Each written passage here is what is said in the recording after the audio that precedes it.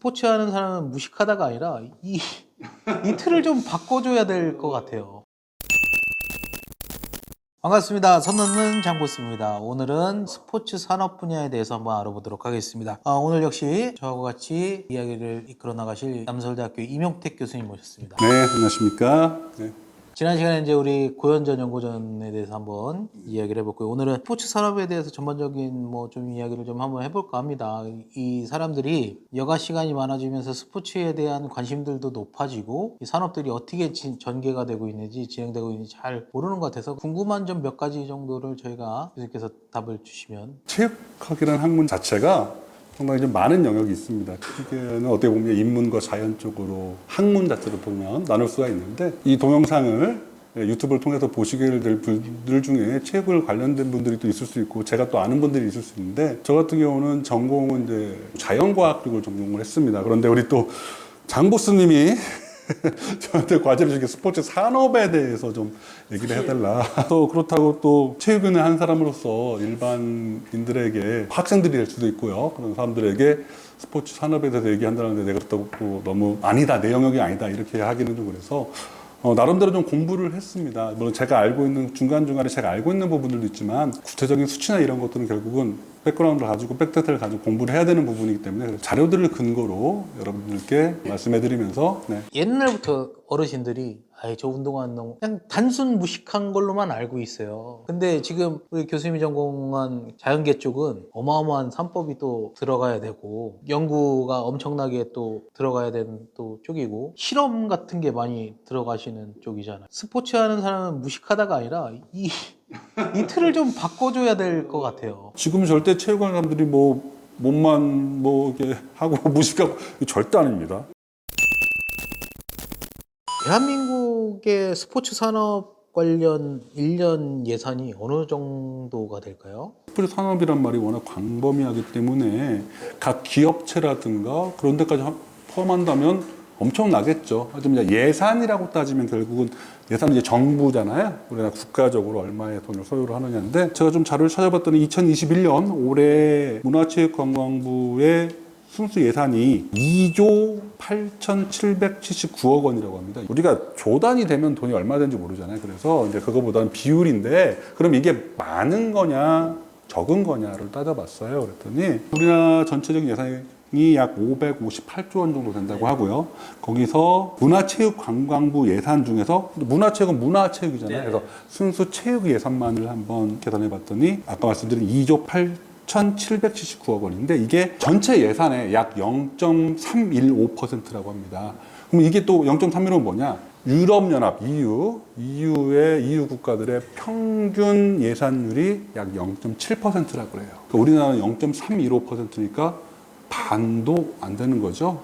지금 여기 구독자분들이나 뭐 일반 시민분들이 보실 때 이거를 먼저 짚어주고 넘어가야 될 것 같아요. 스포츠 산업 하면 저 사람들이 뭘 가지고 스포츠 산업이라고 얘기를 할까? 일단 스포츠라는 게 좀 하나가 정의가 좀 돼야 되잖아요. 근데 스포츠를 굉장히 다양한 곳에서 정의를 하고 있습니다. 우리나라 이제 스포츠 산업진흥법에 보게 되면 스포츠라는 것은 건강한 신체를 기르고 건전한 정신을 함양하며 질 높은 삶을 위하여 자발적으로 행하는 신체 활동, 거기까지가 하나죠. 중요한 게 신체 활동이에요. 자발적으로 행하는 신체 활동을 기반으로 하는 사회문화적 행태를 스포츠라고 하고, 스포츠 산업이라는 것은 스포츠와 관련된 재화와 서비스를 통하여 부가가치를 창출하는 산업이라고 되는데 어렵죠. 운동 경기 자체도 하나의 스포츠 산업입니다. 그리고 야외에서 운동하는 거, 그 다음에 그런데 필요한 용품이라든가 시설을 만드는 제조업, 건설업, 그리고 경기가 이루면은 그뿐만 아니라 그걸 또 유통도 해야 되고 임대도 해줘야 되고 뭐 많잖아요. 홍보도 해야 되고 그런 관련된 서비스업들 뭐 이런 것들, 그러니까 스포츠라고 포함되는 범주에 해당하는 것들을 다루는 어떤 재화와 유형의 물건과 서비스를 생산하고 유통하는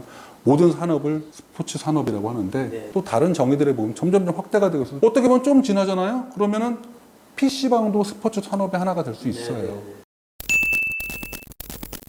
예산을 잘 써서 이 효과가 극대화된 그런 산업들이 있을까요? 예산을 사용해서 스포츠 산업이 잘 활발화됐다, 뭐 그렇게 설명하기보다는 이런 것들이 지금 어디에 예산이 어디에 활용이 되고 있는가를 보면은 좀 낫지 않을까 싶어요. 그래서 보면은 보통 우리나라 같은 경우는 제일 많은 문체부 예산 중에 체육 예산 중에서 가장 많이 사용되는 것은 국민체육센터 건립기금이에요. 2018년까지인가 400여 개가 있었는데 2019년에만 148개가 신축이 됐다고 그래요. 계속적으로 짓고 있고. 그리고 도로를 만든다든가 그런 자전거 전용도를 만든다든가 그런 것들이 학교의 운동장을 아마 여러분들 좀 연세 드시면 나중에 모교라든가 가보면 운동장이 굉장히 트랙 잘 깔려 있고 되어 있는 거 있잖아요. 네.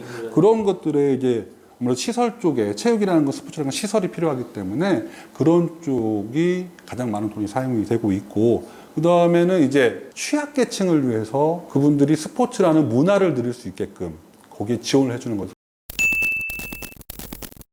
그 국내 운동선수들이 사용하는 운동시설에 대해서 최근에 스케이트장이나 아이스하키 혹은 수영 등 이렇게 많은 종목들에 관해 연습할 공간이 부족하다는 말들이 나오고 있어요. TV에서도 보면 빙상장 같은 경우는 하나고 빙상 종목들은 많으니까 잘 타는 순서대로 시간을 정해야 한다고 하더라고요. 이런 점들을 좀 어떻게 좀 생각을 하세요? 아무래도 국가에서 한정된 재원을 가지고 뭔가 시설을 설치하고 국민 복지를 위해서 시설을 만들고 그러다 보면 결국은 많은 사람들이 혜택이 돌아갈 수 있는 그런 시설들을 우선적으로 하다 보니까 그런 시설 쪽에 조금 더 재원이 집중되지 않나 그렇게 생각되고요. 수영장은 제가 봤을 땐 이 여기서 말씀드리는 수영장은 규격, 국제 규격을 갖춘 집이 이제 강북 쪽에 저 노원구에 살고 있는데 저희 애랑 같이 학교 다녔던 친구가 수영을 했었어요. 근데 그 친구 엄마가 항상 했던 얘기가 그거였어요. 이 강북에는 정규 풀이 하나도 없다는 거예요. 정규 규격이 갖춰진 수영장이 하나도 없어서 항상 강남으로 올림픽 수영장이나 그런 데 다녀야 되는 거죠. 아마 그 부분은 조금 보완이 돼야 되지 않을까. 그래서 시설적인 거는 결국은 좀 얼만큼 그거를 하는 사람들이 많아지느냐. 물론 국가에서 정책적으로 시설을 먼저, 인프라를 먼저 갖춰주고 사람들을 끌게 하는 것들도 있어요. 그런 것도 있지만 그런 건 이제 보통 아까 말했던 그런 그 취약계층. 그러니까 우리 가다 보면 그 천변의 공원마다 게이트볼 다 있잖아요. 실제로는 하시는 분들만 많지는 않지만 노인, 연세 드신 분들의 어떤 신체 활동, 운동을 위해서 이렇게 인프라를 만들어주고 할 수 있는 경우도 있지만 스케이트는 좀 고려해봐야겠네요. 그 우리 스포츠 사업 중에 일부에 보면 토토가 들어가 있어요. 그렇죠. 어떻게 보면 이게 도박이 된 거잖아요. 자, 선 넘는 장보스 구독과 좋아요 많은 설정 부탁드리겠습니다. 구독, 좋아요.